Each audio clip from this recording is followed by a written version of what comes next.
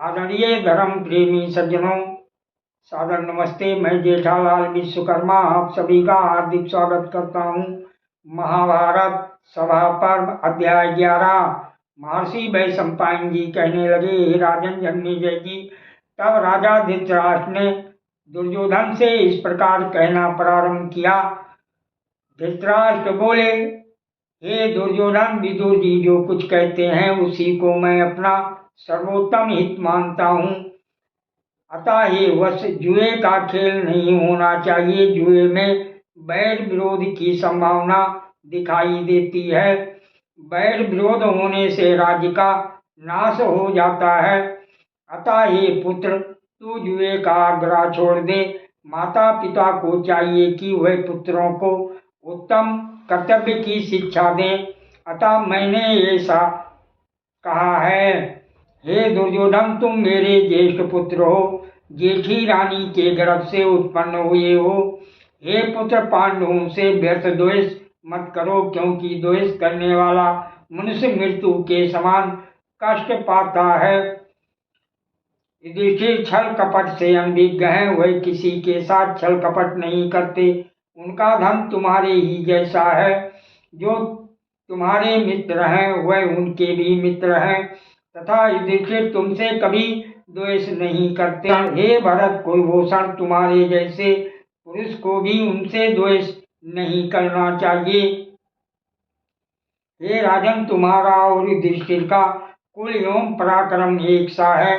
हे पुत्र, तुम मोहवश अपने भाई की लक्ष्मी की इच्छा क्यों करते हो? ऐसे अधम मत बनो, शांत भाव से रहो, शोक ना करो। ये तात दूसरे के धन की स्पृहा अर्थात इच्छा रखना अत्यंत नीच पुरुषों का काम है। जो अपने ही धन से संतुष्ट तथा अपने धर्म में ही स्थित है वही सुख प्राप्त करता है। दूसरे के धन को हड़पने की चेष्टा न करना, अपने कर्तव्य को पूरा करने के लिए सदा प्रयत्नशील रहना तथा अपने को जो कुछ प्राप्त है उसकी रक्षा करना, यही उत्तम वैभव का लक्षण है। जो विपत्ति में व्यथित नहीं होता, सदा उद्योगशील बना रहता है, जो प्रमाद रहित है, जिसके हृदय में विनय रूप सद्गुण है, वो चतुर मनुष्य सदा कल्याण ही देखता है। ये पांडव तुम्हारी भुजाओं के समान हैं, इन्हें काटो मत। इसी प्रकार तुम भाइयों के धन के लिए मित्र द्रोह न करो। दुर्योधन बोला, हे पिताजी, जिसके पास अपनी बुद्धि नहीं है, जिसने केवल बहुत से शास्त्रों का श्रवण भर किया है, वो शास्त्र के तात्पर्य को नहीं जान सकता। जैसे कलछी दाल के रस का स्वाद नहीं जान सकती। एक नाव में बंधी हुई दूसरी नौका के समान आप विदुर जी की बुद्धि के आश्रित हैं। आप जानते हुए भी मुझे मुंह में क्यों डाल रहे हैं? स्वार्थ साधन के लिए क्या आप में तनिक भी सावधानी नहीं है, अथवा आप मुझसे द्वेष रखते हैं? ये राजन, आपकी बुद्धि परिपक्व है, आप वृद्ध पुरुषों की सेवा करते हैं। आपने अपनी इंद्रियों पर विजय प्राप्त की है, तो भी जब हम लोग अपने कार्य में तत्पर होते हैं उस समय आप हमें बार बार मुंह में डाल देते हैं। हे महाराज, क्षत्रिय की वृत्ति सदा विजय में ही लगी रहती है। वो चाहे धर्म हो या अधर्म, अपनी वृत्ति के विषय में परीक्षा क्या? गुप्त या प्रकट जो भी उपाय शत्रु को विपत्ति में डाल दे, वही शस्त्रज्ञ पुरुषों का शस्त्र है। केवल काटने वाला शस्त्र ही शस्त्र नहीं है। हे राजन, अमुक शत्रु है और अमुक मित्र, इसका कोई लेखा नहीं है।